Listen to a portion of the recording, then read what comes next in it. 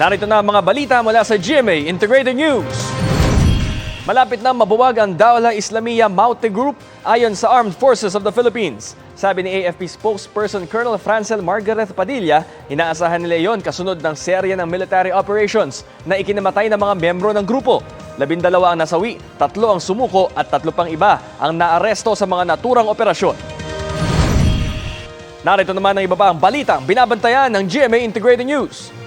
Bilang ng mga probinsyang apektado ng El Nino, bumaba sa 41 ayon sa Pag-asa. Panukalang itaas sa 50,000 pesos ang minimum wage ng mga public school teacher, inihain sa Kamara. At mamaya sa 24 oras, ang investigasyon tungkol sa mga bomb threat sa ilang government agencies. Para sa mas malaking misyon at mas malawak na paglilingkod sa bayan, ako po si Bam Alegre ng GMA Integrated News, ang News Authority ng Pilipino.